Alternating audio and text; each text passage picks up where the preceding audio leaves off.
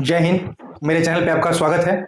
आज हम लोग शुरू करने जा रहे हैं उत्तर प्रदेश पुलिस का जो भर्ती आई है, री एग्जाम जो होने वाला है, जो परीक्षा रद्द हो गया था, उसका पूरा प्रैक्टिस सेट 20 प्रश्न पत्र हल कराया जाएगा, जिसमें आपको बहुत बेनिफिट मिलेगा। एग्जाम 24, 25, 26 और बीच में एक दिन गैप करके 31 अगस्त तक 4 से 5 शिफ्ट में होने वाली है। ठीक है, उसमें आपको जो पूरे एग्जाम में क्वेश्चन आते हैं, 40 जीएस के, 40 हिंदी के, 40 मैथ के, 40 रीजनिंग के, सभी कवर कराए जाएंगे। ठीक है, आज से आप लोग एकदम बने रहिएगा चैनल पे। रोज शाम को 6 बजे आपको वीडियो मिल जाएगी। ठीक है, तो एकदम बढ़िया से अपने चीज को हल करिए और इस बार सिलेक्शन हर हाल में लेके रहिए। क्वेश्चन इतने अच्छे अच्छे हैं कि आप खुद समझेंगे कि यहां से क्वेश्चन बहुत ज्यादा आपके एग्जाम में आएंगे। ठीक है, आइए देखिए, शुरू किया जाए। सबसे पहला क्वेश्चन है कि राज्य विधानसभा में जो धन विधेयक है, किसकी पूर्व अनुमति से प्रस्तुत किया जा सकता है। तो यहां गलती मत करिएगा। राज्य के राज्यपाल, क्या पूछ रहा है कि राज्य विधानसभा में धन विधेयक किसकी पूर्व अनुमति से प्रस्तुत किया जा सकता है, तो राज्य के राज्यपाल के द्वारा। ठीक है, आप लोग क्वेश्चन पढ़ेंगे हम, तो आप आंसर इसी में खोजते हुए चलिएगा, बाकी तो मैं हल करा ही रहा हूं। ठीक है, दूसरा क्वेश्चन, पंडित भीमसेन जोशी के क्रियाकलाप का क्षेत्र क्या रहा है। तो यह है आपका शास्त्रीय संगीत गायन। ठीक है, पंडित भीमसेन जोशी की क्रियाकलाप का क्षेत्र क्या रहा है, शास्त्रीय संगीत गायन। ठीक है, अब बताइए, त्रिभाषा सूत्र की सिफारिश किस समिति ने की थी। तो आपके ऑप्शन शर्मा समिति, राजमन्नार, दत्त समिति, कोठारी। तो क्या हो जाएगा, कोठारी समिति। ठीक है, अगला क्वेश्चन बहुत इंपॉर्टेंट, भोपाल गैस त्रासदी किस वर्ष घटित हुई थी। 1982, 1986, 1984, 1989। तो जो लोग समझ रहे हैं 1984 बिल्कुल सही है, मोस्ट इंपॉर्टेंट है, इस चीज को ध्यान रखिएगा। भोपाल गैस त्रासदी कब हुई थी, तो ये 1984 में हुई थी। ठीक है, और कौन सी गैस, अगर पूछ दे कि भोपाल गैस त्रासदी में गैस कौन सी थी, तो ये आपकी गैस थी मिथाइल आइसोसाइनाइड।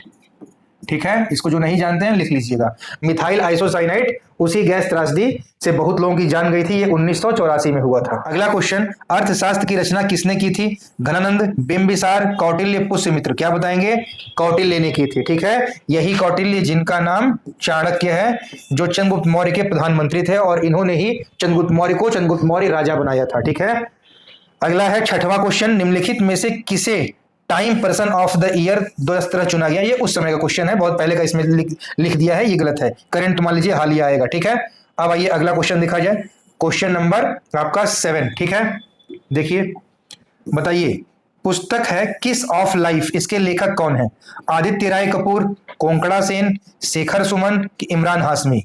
तो इसका आंसर होगा किस आइफ लॉफ के लेखक हैं इमरान हाशमी। ठीक है, बहुत लोग जानते हो किसके लिए फेमस भी इमरान हाशमी, तो आराम से पकड़ लेंगे, किस आइफ लाइफ इमरान हाशमी। ठीक है, अगला क्वेश्चन है आपका कि विश्व जल दिवस किस तिथि को मनाया जाता है। 21 मार्च, 22 मार्च, 11 अप्रैल, 14 अप्रैल। तो क्या आप आंसर देंगे कि विश्व जल दिवस जो है ये मनाया जाता है 22 मार्च को प्रतिवर्ष। ठीक है, अब देखिए नौवां क्वेश्चन कह रहा है मिलान कराने को, कौन सा इसमें सही है, कौन सा गलत है, कि निम्नलिखित विधाओं और जो व्यक्ति हैं उनकी विधा में कौन सुमेलित, देखिए नहीं पूछ रहा है, ध्यान रखिएगा कि निम्नलिखित व्यक्तियों और उनकी विधा में कौन सुमेलित नहीं है। तो आइए, नहीं है क्या होगा, इसका आंसर देखिए, पूछ रहा है हम लोग को नहीं बताना है कि कौन विधा सही सुमेलित नहीं है। मजरूह सुल्तानपुरी और शायर थे, बिल्कुल सही जवाब। राजपाल यादव अभिनव मतलब अभिनेता हैं, एकदम सही। आरुष बिष्ट चित्रकार हैं, बिल्कुल सही। राजन साजन मिश्र रंगमंच, यही गलत है, क्योंकि राजन साजन मिश्र क्या है, ये लोग ख्याली गायक हैं, दोनों भाई हैं। ठीक है, तो ध्यान रखिएगा। अगला क्वेश्चन है, भारतीय संविधान में किसकी सिफारिशों पर मूल कर्तव्यों को सम्मिलित किया गया। ध्यान से बताइएगा, संथानन समिति, स्वर्ण सिंह समिति, शाह आयोग, प्रशासनिक सुधार आयोग। तो राइट आंसर क्या होगा कि मूल कर्तव्य किसकी सिफारिश पे हुआ है लागू, तो ये है आपका स्वर्ण सिंह समिति। ठीक है, ध्यान रखिएगा, मोस्ट इंपॉर्टेंट है ये, मूल कर्तव्य स्वर्ण सिंह की समिति की अनुशंसा पर ही संविधान में जोड़ा गया था। ठीक है, अगला क्वेश्चन, निम्नलिखित में से कौन सा युग्म सही सुमेलित नहीं है। नहीं वाला बताना है, ध्यान रखिएगा, नहीं वाले क्वेश्चन बहुत आते हैं और आज के क्वेश्चन नहीं वाले ही ज्यादा आते हैं। ठीक, तो झीलों की भूमि फिनलैंड, बिल्कुल सही, फिनलैंड में केवल झीलें झील हैं। ठीक है, सफेद हाथियों की भूमि अर्जेंटीना, यही आपका गलत है, सुमेलित सही नहीं है, ये थाईलैंड होगा। बाकी गोल्डन पैगोडा की भूमि म्यांमार कहते हैं, बिल्कुल सही। और उगते सूर्य की भूमि जापान है, ये भी सही। ठीक है, तो इस चीज को ध्यान रखिएगा। अगला क्वेश्चन कह रहा है 12वां नंबर, कि निम्नलिखित में से कौन रासायनिक उर्वरक का उदाहरण नहीं है। देखिए फिर नहीं वाला क्वेश्चन आया है, तो यूरिया है, पोटास है, फॉस्फेट है, हमको नहीं बताना है। कंपोस्ट रासायनिक उर्वरक नहीं है, ठीक है। अगला क्वेश्चन, गदर पार्टी के संस्थापक कौन थे? सचिंद्रनाथ सान्याल, चंद्रशेखर आजाद, लाला हरदयाल, बटुकेश्वर दत्त। गदर पार्टी के संस्थापक थे लाला हरदयाल, ठीक है। ऐसे ही आप क्वेश्चन करते चलिएगा। फिर देखिए क्वेश्चन नंबर 14, 14, ठीक है। अब देखिए क्वेश्चन, यहां से बहुत लड़के फंसेंगे। शीत युद्ध, कोल्ड वार के संदर्भ में निम्नलिखित घटनाओं को कालक्रमानुसार व्यवस्थित करना है। कौन पहले कौन बाद में? तो मैं आपको सीधे आंसर बता दे रहा हूं इसमें। इसका आंसर डी है। मतलब सबसे पहले कोरिया युद्ध हुआ, फिर उसके बाद ये नंबर 1 पे, फिर उसके बाद क्यूबा मिसाइल संकट आया, फिर उसके बाद वियतनाम युद्ध हुआ, और फिर लास्ट में बर्लिन की दीवार का विखंडन हुआ, ठीक है। आराम से इसको देख लीजिएगा। अगला क्वेश्चन कह रहा है कि 15वां, निम्नलिखित गैसों में कौन सी एक ग्रीन हाउस गैस नहीं है, ठीक है। तो बताइए CO2, NO2 मतलब nitrogen dioxide, nitrogen oxide, CH4 methane, carbon dioxide O2, इसमें से कौन सी ग्रीन हाउस गैस नहीं भाई? तो ऑक्सीजन ग्रीन हाउस गैस नहीं है, ये प्राणवायु है, ठीक है। अगला क्वेश्चन कि भारत का, अच्छा क्वेश्चन है, बहुत इंपॉर्टेंट क्वेश्चन है, 16वां क्वेश्चन, भारत का प्रथम विधि अधिकारी कौन होता है? भारत का मुख्य न्यायाधीश, भारत का महान्यायवादी, भारत का राष्ट्रपति, लोकसभा अध्यक्ष। भारत का प्रथम विधि अधिकारी कौन होता है? विधि अधिकारी मतलब न्याय का अधिकारी। तो ये है आपका भारत का महान्यायवादी, अटॉर्नी जनरल ऑफ इंडिया, ठीक है। और ये बहुत इंपॉर्टेंट है, बराबर पूछता रहता है, इसका आर्टिकल पूछता है कि भारत का महान्यायवादी किस अनुच्छेद में? अनुच्छेद 76, ठीक है। अगला क्वेश्चन देखिए, क्वेश्चन नंबर 17 है, निम्नलिखित में से कौन सा तत्व सोलर सेल में उपयोग किया जाता है? बताइए, सिलिकॉन है कि सीरियम है कि एस्टैटिन है कि वेनेडियम है? तो सोलर सेल में सिलिकॉन का प्रयोग किया जाता है, ठीक है। अब आइए क्वेश्चन नंबर 18 देखा जाए, ठीक है। 18वां क्वेश्चन, ये भी क्वेश्चन इंपॉर्टेंट है। किसी देश के यूरोपीय संघ से अलग होने की प्रक्रिया किस संधि के 50वें अनुच्छेद के प्रावधानों के अनुसार प्रारंभ होती है? बर्लिन संधि, लिस्बन संधि, मॉस्को संधि, स्टॉकहोम संधि।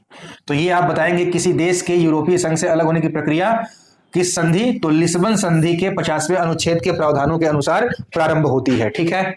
अगला क्वेश्चन कह रहा है 19वां, व्यष्टि अर्थशास्त्र और समष्टि अर्थशास्त्र शब्दों का निर्माण किसने किया था? Alfred Marshall, Ragnar Frisch, Karl Marx, J.M. Keynes. बताइए, व्यष्टि अर्थशास्त्र और समष्टि अर्थशास्त्र। तो ये हो जाएगा आंसर J.M. किन्स, बहुत इंपॉर्टेंट, ध्यान रखिएगा। ये क्वेश्चन देखिए 20वां, ड्रेन ऑफ वेल्थ का सिद्धांत किसने प्रतिपादित किया था? ड्रेन ऑफ वेल्थ, तो आप बताएंगे आंसर है दादा भाई नौरोजी, ठीक है।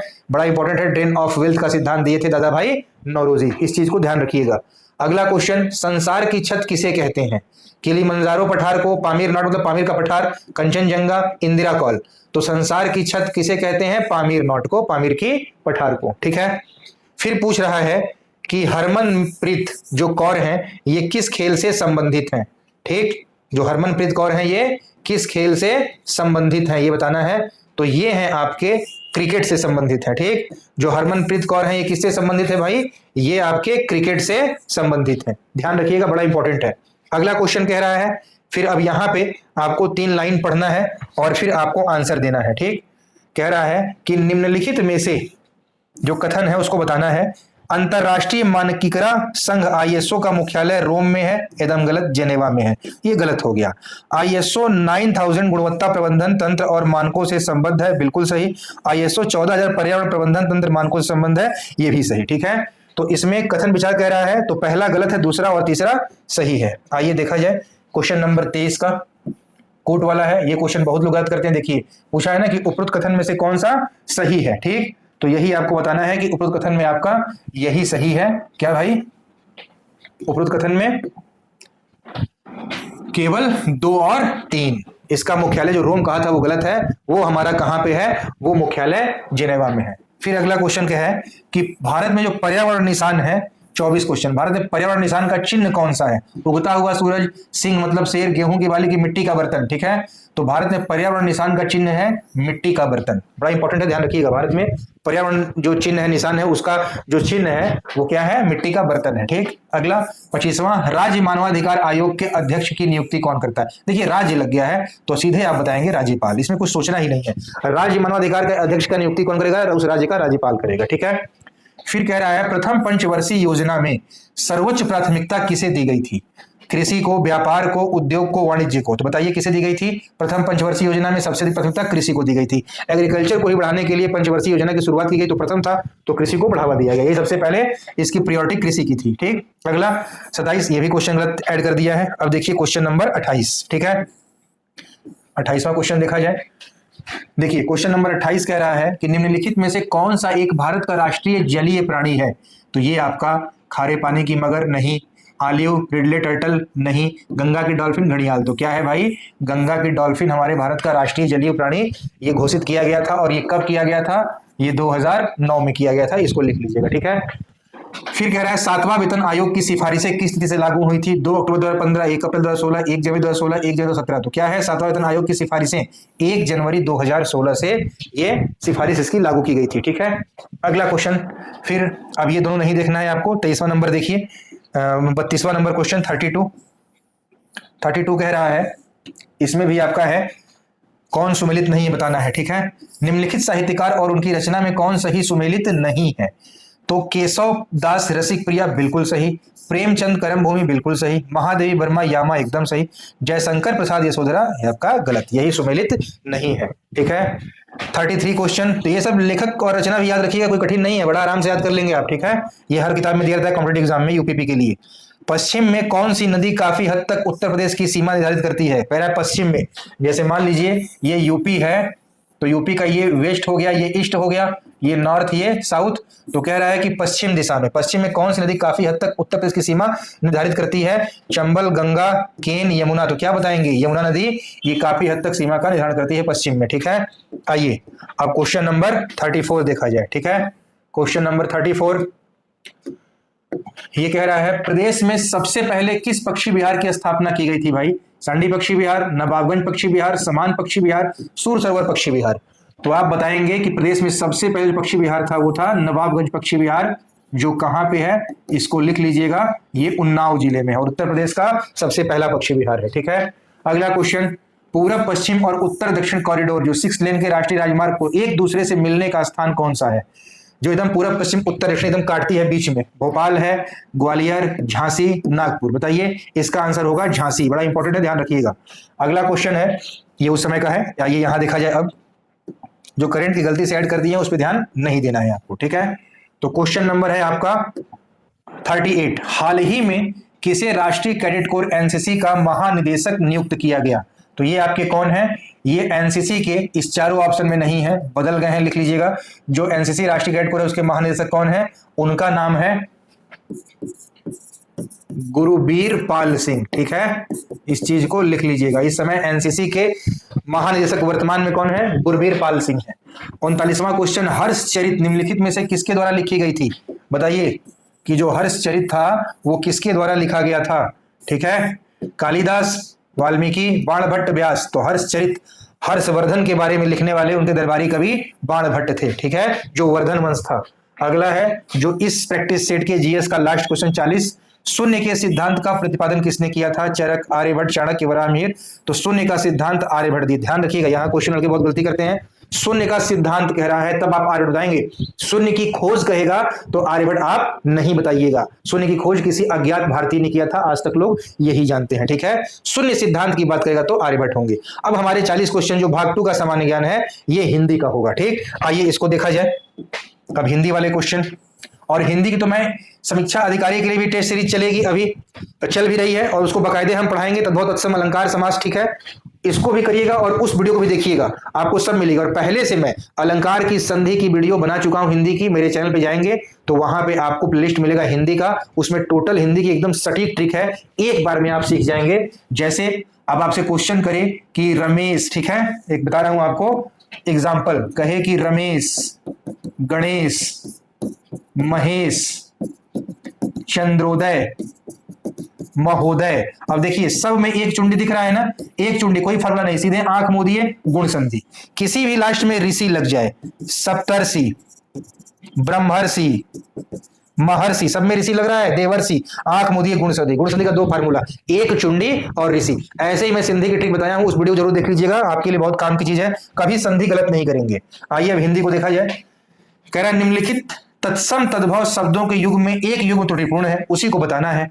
घृत पी, त्वरित, तुरंत, पता चलिएगा, समझिए। तो घृत का पी एकदम सही, घृत को पी कहते हैं, तत्सम घृत है तद्भव। ये भी देखना है कि पहले तद्भव लिखा है कि तत्सम लिखा है। पहले तत्सम लिखा है मतलब ये पहले वाला वर्ड सभी तत्सम है, बाद वाला तद्भव है, ठीक। ये भी दिखाया था, अगर तद्भव लिखा था तो पहले वाला तद्भव रहता, बाद वाला तत्सम रहता, ठीक। तो तत्सम तद्भव। तो जो घृत है पी कहते हैं, त्वरित को तुरंत कहते हैं, एकदम सही। तिक्त को तीता कहते हैं, तो तत्सम तद्भव। लेकिन उष्ट्र ऊंट नहीं है, उष्ट्र, उष्ट्र होता है, उसका तद्भव ऊंट होता है। तो हमारा जो आंसर है, जो हम लोगों को बताना है कि कौन सा युग्म त्रुटिपूर्ण है, तो आप क्या बताएंगे कि इसमें जो ये है यही त्रुटिपूर्ण है, ठीक। अगला 42वां क्वेश्चन, निम्नलिखित तत्सम तद्भव शब्दों के युग में से त्रुटिपूर्ण कौन सा है। यहां भी त्रुटिपूर्ण बताना है आपको। तो ये क्या है, गोमय का गोबर बिल्कुल सही, क्षीर का खीर एकदम सही, सपत्नी का सौत एकदम सही, ये सभी तत्सम तद्भव, सपत्नी सौत। लेकिन पर्यक पटरी यही नहीं होता, पर्यंक का क्या होता है, पलंग होता है, पलंग, पलंग, पर्यक का पलंग होता है, ठीक है। पर्यंक यहां बिंदी छूटा है, पर्यंक है, तो जो पर्यंक होगा इसका क्या हो जाएगा, इसका पलंग हो जाएगा। अगला क्वेश्चन कह रहा है 43, सीमा कुत्ते से डरती है, इस वाक्य में कौन सा कारक है। अपादान कारक, कर्म कारक, करण कारक, संबोधन कारक। तो सीमा कुत्ते से डरती है, इसमें अपादान कारक होगा, से है, कारण से अपादान, ठीक है। तो कुत्ता, सीमा कुत्ते से डरती है, अपादान कारक। फिर 44वां, ए राकेश यहां आओ, इस वाक्य में कौन सा कारक है। जाहिर सी बात है, संबोधन कर रहे हैं, ए राकेश यहां आओ, तो इसमें क्या हो जाएगा, संबोधन कारक हो जाएगा। ऐसे ही सब आपको प्रैक्टिस करना है, तभी आप आराम से कर पाएंगे, ठीक है। अब आइए क्वेश्चन नंबर देखा जाए 45, इसमें भी आपको मिलेगा 40 क्वेश्चन। क्वेश्चन नंबर है 45 कह रहा है, हनुमान का पर्यायवाची शब्द कौन सा नहीं है। तो जाहिर सी बात है, विनायक गणेश जी का होता है, पवन सुत मारुति नंदन है, विनायक जो है ये गणेश जी का है, हनुमान जी का पर्यायवाची नहीं है। कह रहा है पक्षी का पर्यायवाची शब्द क्या होगा, तो विहग होता है, शार्दुल नहीं, उरग नहीं, बृंद नहीं, पक्षी का पर्यायवाची शब्द क्या है, विहग, खग, ये सब पक्षी हैं। 47वां, तनय सुत आत्मज, इसमें सही पर्यायवाची इसका बताइए, पुत्र है कि पुत्री है कि भाई है कि पिता है। तो तनय सुत आत्मज का मतलब पुत्र होता है, ठीक है। 48 क्वेश्चन, जब वाक्य में एक समान अधिकरण का प्रयोग होता है तो उस समय किस विराम चिन्ह का प्रयोग होता है, अल्प विराम की, अर्ध विराम की, संकेत चिन्ह की, लाघव चिन्ह। तो कौन सा होता है, अर्ध विराम, ऐसे करके ऐसे करते हैं, ये अर्ध विराम का सिंबल है, ठीक है। और जब कहेगा अल्प विराम, तो अल्प विराम का सिंबल इसी को कहते हैं कॉमा, ठीक। तो संकेत चिन्ह भी ध्यान रखिएगा और क्या कहते हैं। अगला है 49, मिश्रित तथा संयुक्त वाक्यों में विरोध का भाव प्रकट करने के लिए किस विराम चिन्ह का प्रयोग किया जाता है, तो ये भी अर्ध विराम का प्रयोग किया जाता है, ठीक। फिर 50 नंबर, दुष्कर में कौन सा उपसर्ग है, दुस है कि दुस है कि दुस है कि कोई नहीं, तो ये दुस है, दुष्कर में ये उपसर्ग लगा है, ठीक है। अब आइए क्वेश्चन नंबर 51, ठीक, 51 देखा जाए। कह रहा है निम्न में से किस उपसर्ग का अर्थ विशिष्ट या भिन्न है, मतलब इन चारों में कौन सबसे अलग है। तो ये जो विश है यही उपसर्ग सबसे विशिष्ट भिन्न है, बाकी विशिष्ट विश भी ये सभी उपसर्ग एक अर्थ निकलता है, वही सबसे भिन्न है। क्वेश्चन नंबर 52, निम्न में से किस शब्द में निर उपसर्ग का प्रयोग नहीं है। तो निर्जु में भी निर है, निरोग में भी निर है, निर्धन में भी निर है। तो इसका आंसर क्या हो जाएगा, इसका आंसर 52 का हो जाएगा आपका। 52 का आंसर, किसमें निर उपसर्ग का प्रयोग नहीं है, ऐसा कोई है ही नहीं, सब में प्रयोग है, ठीक है। तो आंसर है आपका डी। क्वेश्चन नंबर 53, चौपाई में कौन सा उपसर्ग प्रयोग किया गया है, हिंदी उपसर्ग, विदेशी उपसर्ग, संस्कृत की कोई नहीं। तो ऑप्शन है ए, हिंदी उपसर्ग, चौपाई में हिंदी उपसर्ग का प्रयोग किया गया है, ठीक है।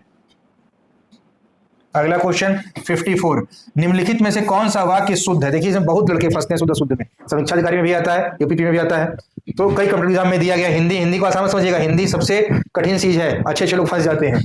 तो 54 में कौन सा वाक्य शुद्ध कह रहा है, तो तुम्हारे में से कोई काम नहीं हो सकता, गलत। नेताजी की मृत्यु क्षोभजनक है, गलत। दिन भर वह कड़े परिश्रम, गलत। यही सही है, फलों का विक्रेता मुझे प्रतिदिन फल दे जाता है। तो क्या होगा राइट आंसर, 54 का राइट आंसर होगा कि जो फलों का विक्रेता है यह प्रतिदिन मुझे फल दे जाता है, यही 54 का राइट आंसर होगा, ठीक है। आइए अगला देखा जाए 55 नंबर, निम्नलिखित में से कौन सा वाक्य अशुद्ध है। यहां पे बताना है, यहां बताना है अशुद्ध और यहां बताना है शुद्ध। तुम्हारे माता पिता क्या काम करते हैं, ठीक, एकदम सही है, ये अशुद्ध नहीं है। उसने अपनी बात धीरे से बताई, एकदम सही। गर्मियों की एक बात सुनाता हूं, ये भी सही। तुम तुम्हारे घर चले जाओ, यही गलत है। तुम तुम्हारे घर, जाहिर सी बात है एकदम गलत है कि तुम तुम्हारे घर चले जाओ, ठीक। तो यही आपका राइट आंसर है डी। अब आइए क्वेश्चन नंबर आपका 56, ठीक है, 56 से शुरू किया जाए। अब देखिए क्वेश्चन नंबर 56, निम्नलिखित में से कौन सा वाक्य अशुद्ध है? ठीक, यहां अशुद्ध बताना है तो ये क्वेश्चन ही गलत है, यहां बताना चाहिए कौन सा शुद्ध है, क्वेश्चन मिसप्रिंट है।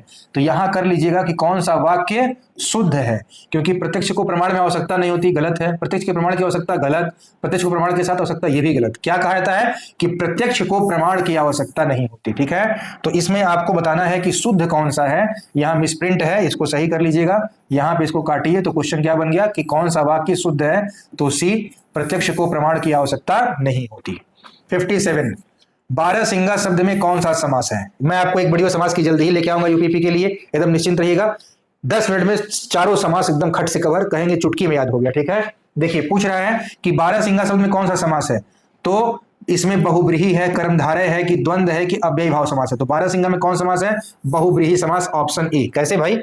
बहुब्रीहि समास उसे कहते हैं कि जब दोनों पद क्या हो? गौड़ हो। गौड़ का मतलब हर समास में एक पद गौड़ होता है, एक पद प्रधान होता है। ठीक है, तो गौड़ का मतलब कि प्रधान से कम कम हो, मतलब वो ऐसा पद है जो किसी तीसरे को इंगित करता है। ठीक है, तो बारहसिंघा ये हिरण को इंगित कर रहा है। दो शब्द मिले हैं बारहसिंघा, तो बारहसिंह किसमें? हिरण में, बहुब्रीहि समास। जैसे होता है चक्रधर।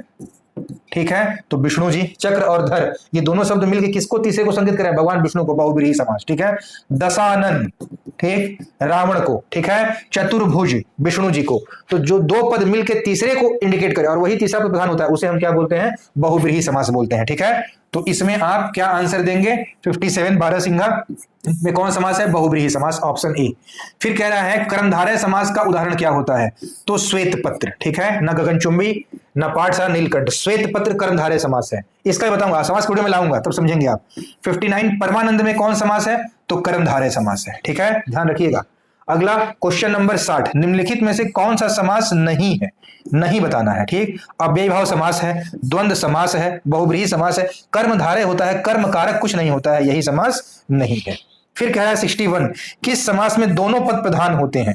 बहुब्रीहि समास, द्वंद्व समास, तत्पुरुष समास, द्विगु समास। तो अभी तो आप बहुब्रीहि का एग्जांपल समझ ही गए कि इसमें कह रहा है कि दोनों पद प्रधान होते हैं, जाहिर सी बात है यहाँ दोनों पद गौड़ होते हैं और दोनों मिलकर तीसरे को इंडिकेट कर रहे हैं, वो प्रधान है।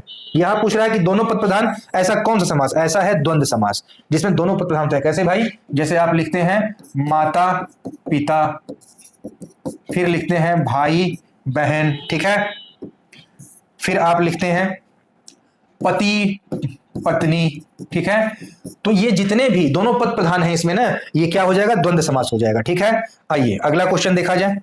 क्वेश्चन नंबर 62 कह रहा है कि विभत्स रस का अस्थाई भाव क्या है? क्रोध नहीं, शोक नहीं, उत्साह नहीं, इनमें से कोई नहीं। विभत्स रस में इनमें से कोई नहीं है। ठीक है, आइए अब क्वेश्चन नंबर 63 देखा जाए। ठीक है, 63 कह रहा है अवसर का लाभ उठाना, इसके लिए एक शब्द उपयुक्त बताइए। अवसर का लाभ उठाना, बहती गंगा में हाथ धोना, आकाश पाताल एक करना, फूले ना समाना, अंगारों पर पैर रखना। तो अवसर का लाभ उठाना, बहती गंगा में हाथ धोना, ऑप्शन ए सही है। ठीक है, फिर है मुहावरे हैं सब।